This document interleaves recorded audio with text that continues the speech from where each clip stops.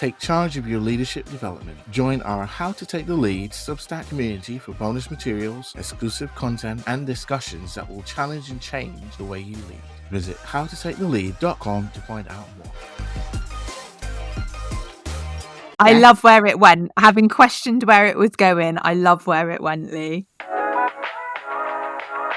You're listening to How to Take the Lead with Lee Griffith and Carrie-Anne Wade, two corporate colleagues turned business besties who question everything we've ever learned about leadership. What started with us putting the world to rights over a gin after work is now a weekly show challenging the myths and perceptions and exploring what leadership looks like in the modern day. We'll also be sharing our experiences and stories along the way. Visit howtotakethelead.com to find our show notes, subscribe to our email list for extra goodies, as well as catch up on previous episodes. And we're now on social media, so get involved in the conversations by following us on Twitter or Instagram at How to Take the Lead.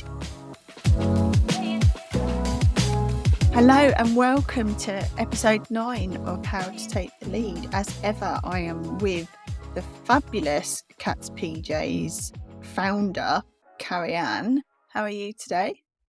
Fabulous. I want to be introduced like that in every meeting or session that I'm in. Thank you. That's cheered me right up because I've been in a rageful mood today, which is quite unusual for me. I'm on the chill now, so it's fine, and I'm looking forward to this conversation. How are you? Okay. Well, I hope nothing we say today kind of perpetuates the rage. I won't take it personally if it does. If the red mist starts coming down, I'll give you fair warning. Don't worry. Things are good here. We're recording this on the last day of November, but I am like Mrs. Claus. So decorations up, Christmas cards have already been posted. Well, I have to say, I know they have, Lee, because you're the first person that I've got a Christmas card from already. It turned up yesterday. So Really? Talk about being prepared. I haven't even taken my birthday cards down yet. I went and gave one to my dad earlier today and he said, but it's November. I can't open it until December. I was like, we don't have to open it now, but I've done my bit of sending it to you. I'd tick this off my to-do list. I don't care what you do with it at your end. It's fine. But I am the most prepared. I haven't bought any presents, mind you, but I am the most prepared in all other aspects of Christmas than I have ever been. And I fear that this is just going to mean failure as we get closer to Christmas Day, and I'll probably end up in some quivering wreck in the corner crying over a burnt turkey. So basically what you're saying is you're worried that you've peaked too soon on the festive front. Definitely. No, I think it'll be fine. I love how organised you are, but I do feel myself like a failure for not having got there yet with the Christmas cards. But yeah, your Christmas card is up alongside birthday cards. That probably I should take down. That's just my laziness that I haven't taken them down yet. It's a constant celebration in your house. Constant celebration. And I have to say, there has been a little bit of World Cup action also in our house. But I did read a book while there was a match on the other night. And my only World Cup chat at work has been Chesney Hawkes in half time. Seriously, we love some 80s/90s vibes on this show. Yes, I heard of that. I didn't see it. I can't admit. It's been on as background noise for me whilst the other half has been watching it. But I've been doing Christmas, basically. You've been single-handedly doing Christmas in your house, and I love you for it, Lee. I want the festive vibes to rub off on me and get me out of my rageful mood. Well, I'll try, and I hope in today's discussion we can have a bit of fun with it, and a little bit of fun because it's another serious topic, and I want us to talk today around the whole concept of culture versus strategy. And I did some Googling, as I like to do, to set a scene, and I came up with a couple of well-known quotes around culture. So definitions of what culture is. You've got the Deal and Kennedy definition that it's the way things get done around here. And then you've got this, I think it was Peter Drucker, or there's a bit of debate around whether it's come from him, saying culture eats strategy for breakfast. And he's not saying that strategy isn't important, but that organisational success stems from having the right culture. And I suppose that's the premise I wanted to touch on today, because we've talked a lot in episodes, accidentally almost, about some of the cultural things that can affect leadership and the impact you might have as a leader and all of that kind of stuff.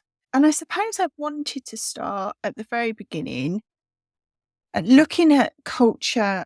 I don't know about you, but my experience has been culture can often sit as a work stream or a strategic driver of a bigger strategy that an organisation's seeking to deliver. And it can feel at times a little bit chicken or egg, that you need that vision and strategy to inspire people, give them a sense of purpose and all of that stuff.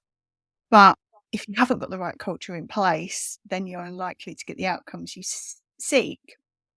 And I suppose building a right culture, we know, isn't an overnight fix. It takes a lot of time, and often organisations are time poor, and they need to take those bigger strategic actions in the here and now. So for me, it feels like there's this big balancing act that a leader needs to do. And how do you start to balance the two, so that you make sure that you've got strategy and a purpose that you're driving the organisation towards, but that culture isn't an afterthought to that?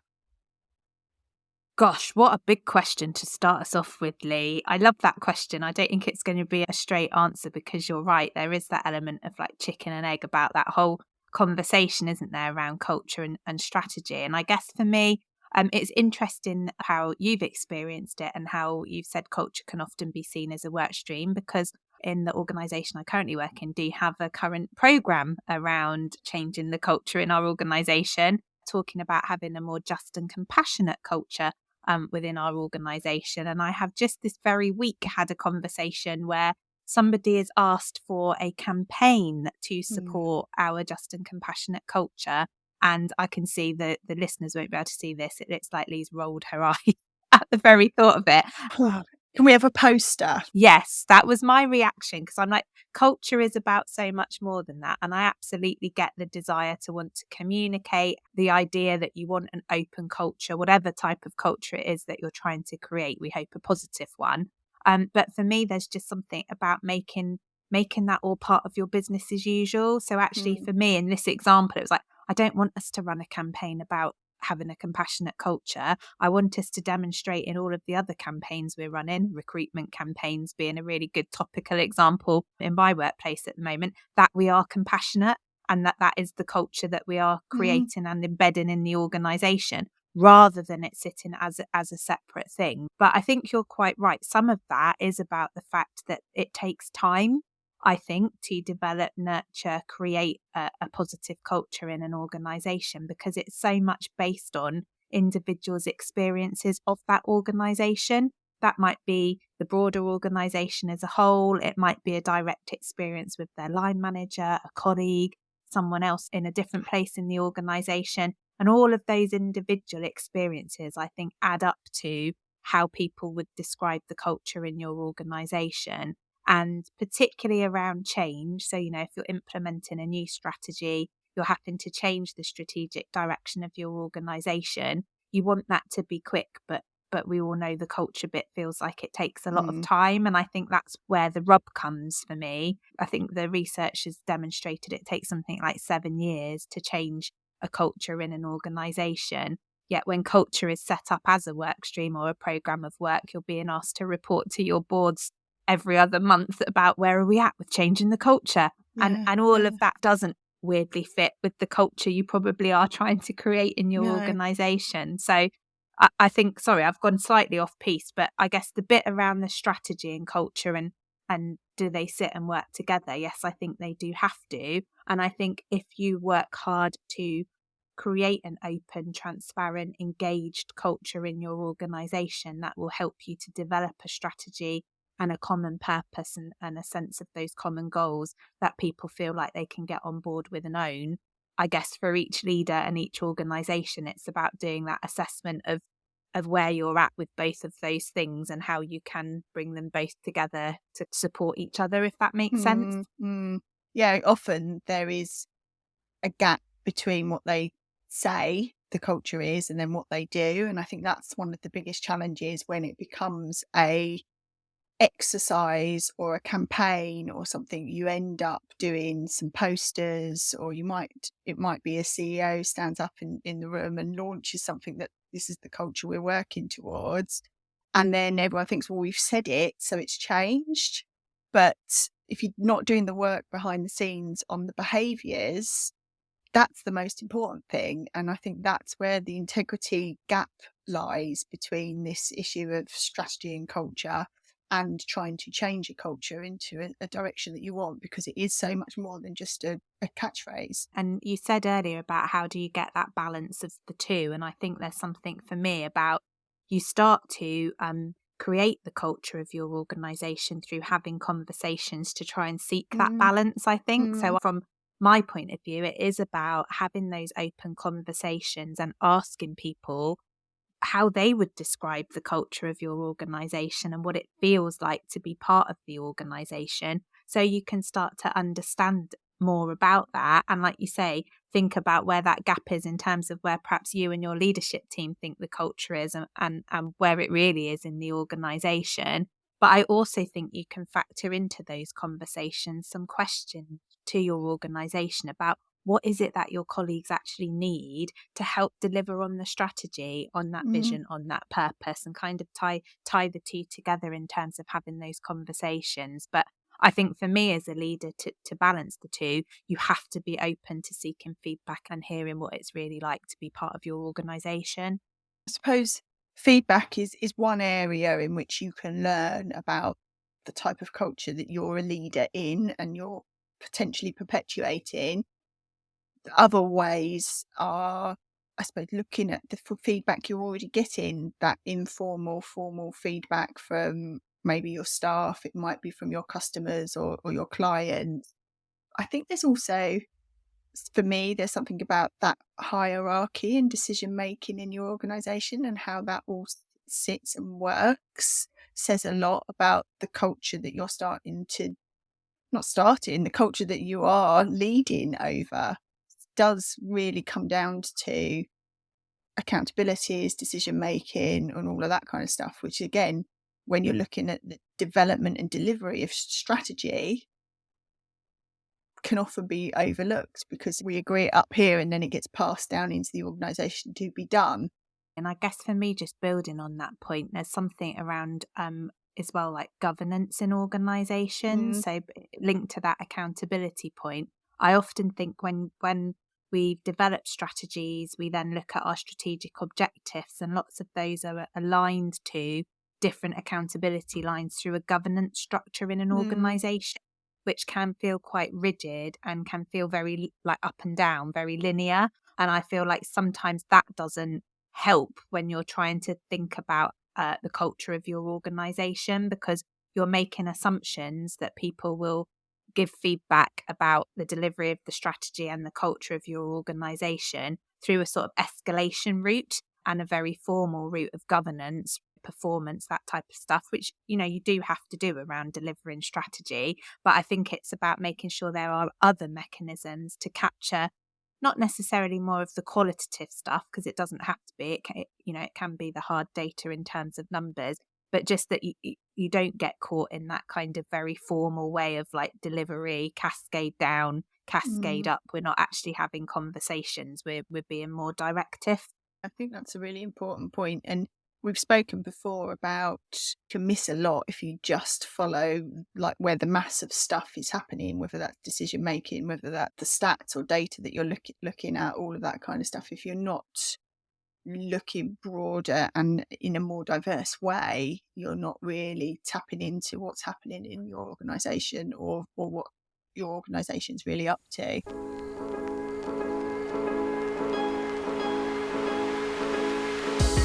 Are you a communications professional who would like to feel more confident in your career choices? Perhaps you'd like to be more intentional in the way you approach your work life. Our Thrive programme is a 12-week structured online group programme that supports communications professionals to grow and thrive. It's a safe space for discussion, action and accountability. The programme runs twice a year, and if you would like to find out more or secure your place on the waiting list, visit cats-pyjamas.co.uk. Hi there, if you're enjoying this episode of How to Take the Lead, please hit subscribe and leave a review or a rating. We'd also love to hear your stories and thoughts on today's topic. Please DM us at How to Take the Lead on Instagram or Twitter, or tag us into your socials using the hashtag How to Take the Lead. If you've got the wrong culture, and I'm not going to attempt to define what wrong culture is because that will be different for every organisation, but if you've got a wrong culture, where do you start to redefine and develop the type of culture that you want in the way that you want? I think there's something about, we're talking about balance a lot actually in this conversation, aren't we? Balancing the type of culture that you want with the type of culture that the rest of your organisation feel able to buy into. And actually your end state of what you'd like the culture in your organisation to be like needs to be kind of defined and worked towards based on where people are at right now. And I think it's really important to understand that everyone will be in a different space in terms of their experience of the culture in your organisation. Some people might already think that it's all good, and that's fine and they're happy. Some people will have had a really horrible experience potentially in your organisation. I think the bit for me around where you need to start is not dismissing people's past. So where I've seen work around developing and creating new and different cultures, changing cultures in organisations really struggle is when there isn't a recognition of where people have come from, and the entire focus has been on, right, we're going to be a compassionate, empowering organisation. If you're not that to start off with, that's so far removed from people's experiences that they can't get in that headspace to be operating and changing their behaviours to demonstrate that type of culture. So for me, I think there is you don't want to get caught up in always talking about what it used to be like, but I think you do need to do that piece of work where you reconcile people's history with the desire of where they might want to go in terms of culture in the organisation to try and support that buy-in. Yeah, I mean, if it feels like you're trying to climb Everest and no one's had any training or support and they've got nothing to sustain them in the climb, they're not going to get there, are they? But I think there's also the flip side of, I suppose, one of the downsides of when it might be an executive team that have gone for an away day and written something on the back of a fag packet and not done that testing or making sure that it represents the organisation, is that they can come up with statements where actually can feel to people, well, we already do that. So are you saying in our team that we're not offering a safe or compassionate culture or just culture or whatever? Because it can be, as you've said, so different, and people's experiences and the micro cultures that can exist within an organisation can feel really different to maybe the macro culture that you're trying to create. And I think that's one of the issues if people go away and do this locked door exercise to come up with how they want things to be. And I say this even when I work one-on-one with leaders, that not to go into an organisation and just project what it is they want to achieve. It's got to come from a basis of understanding and answering the problems and the questions that they hear of the people that they are there to serve. Yeah, I think a lot of this ties into the conversation we had in the episode around listening, to be honest with you, because I think there is something really important about being curious and truly listening to what you're hearing. And in that episode, didn't we talked about it isn't just about what people are saying, it is about behaviours, it is about other data that you can triangulate. So for me, I think that's a really important part of where you start from in terms of whether you've got this wrong culture that we're talking about, I would say. I also think there's something, just building on the bit around micro cultures that exist in organisation.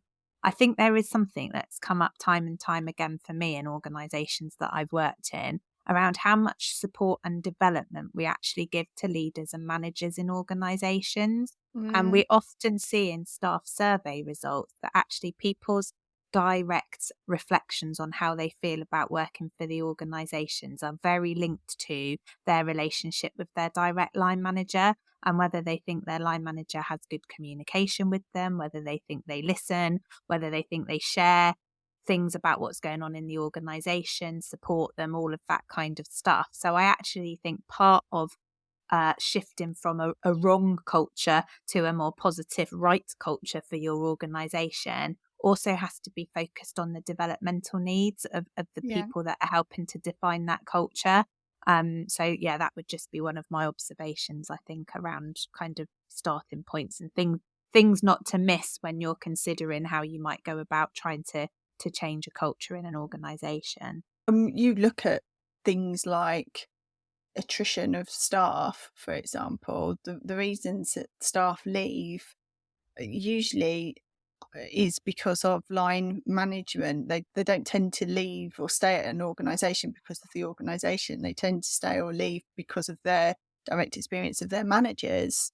So going back to one of the earlier points that we were talking about, this need to align, I suppose, the behaviours so that there isn't a gap between what you say you want your culture to be and what your culture ends up being. I think this is really, really important. I mean, it's important in culture, full stop, but particularly if you're trying to shift a culture, you almost want to create a sense of a movement, don't you, of everyone feeling like they're getting behind a change.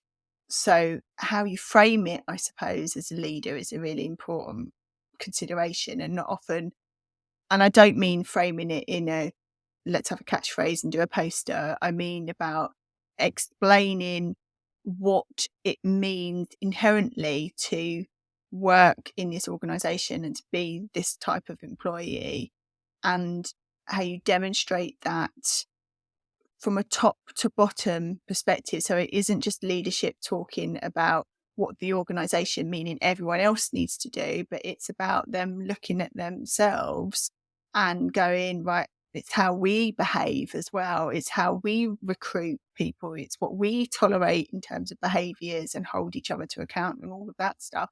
I think that can often be a disconnect between an organisation and leadership when they're trying to shift a culture, because it can be seen as a done to exercise rather than a done with one.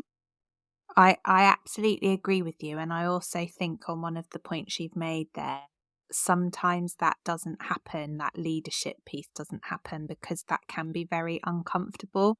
So as a leader, thinking about how are my behaviours impacting on the culture in this organisation? How am I demonstrating the culture that we're trying to deliver and achieve in this organisation can feel quite uncomfortable because you're having to hold the mirror up to yourself, either as an individual or to your leadership team, which may uncover the fact that actually some behaviours, your own or of other people in your senior leadership team, do not lend themselves to the development of the culture that you're trying to achieve. And that can feel, I guess, either a bit anxiety inducing or a bit like something that is too difficult to address. So we don't want to open that box and go there. So I think it does take a really mature and thoughtful leader and leadership team to truly be able to do that. But it is hugely important in terms of how you shift and move a culture forward.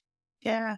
And I think that's one of the things that's frustrated me in my corporate career, was the sense that often, we've linking back to what we said at the start about culture can often be seen as a work stream. And it's one that tends to get dumped with HR and organisational development, maybe sponsored by the chief executive, but there doesn't necessarily always seem that broader leadership ownership of it as a thing, because I'm working on the finances, I'm making sure we're running well operationally. They've all got these other responsibilities, and the culture that is just something that the fluffy side, and that really gets my goat, I have to say. I know, I can feel the red mist we talked about starting to come down as you're saying that, Lee. I'm going to try not to get into a fury about it, but I agree with you. There is something about, if it is seen as a separate program of work, it's always going to be somebody else's responsibility to deliver, and culture cannot be the responsibility of one or two individuals to deliver. I use, quotation marks, bunny ears, whatever you want to call them.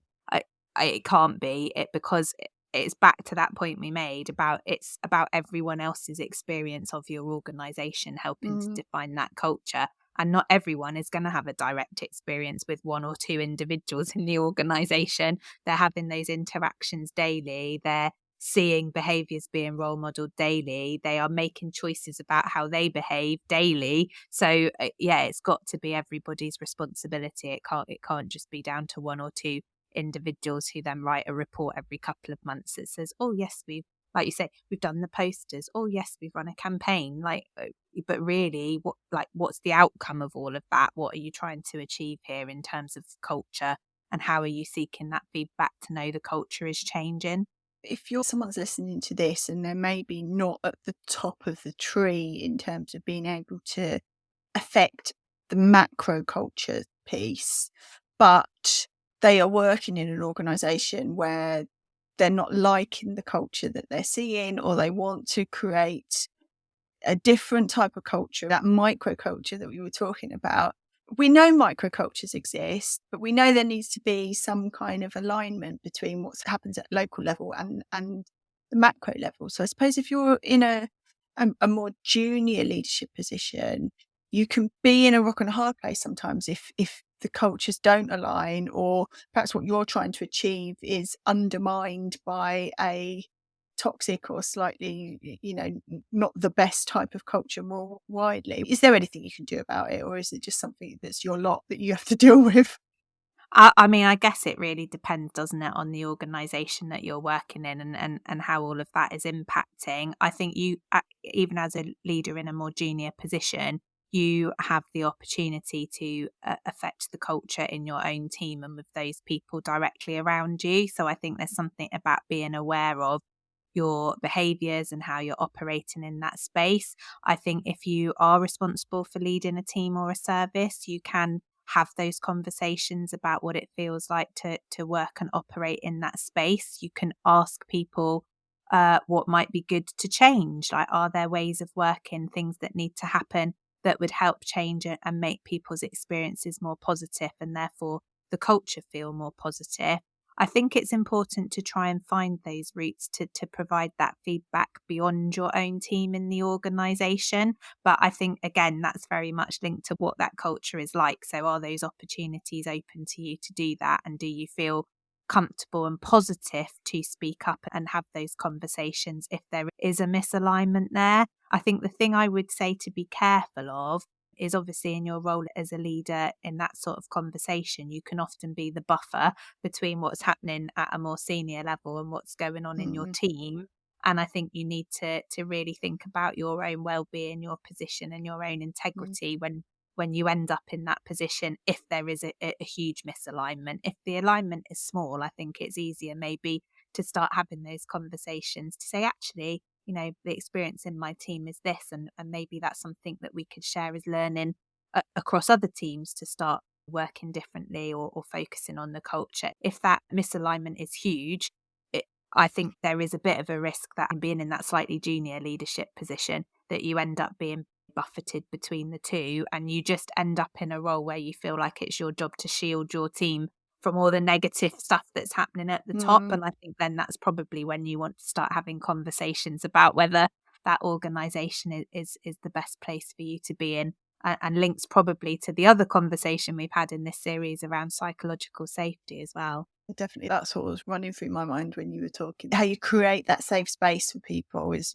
really important, I think, locally and more broadly in your organisation. Okay, let's say you're an organisation who is seen to be doing good and doing good things.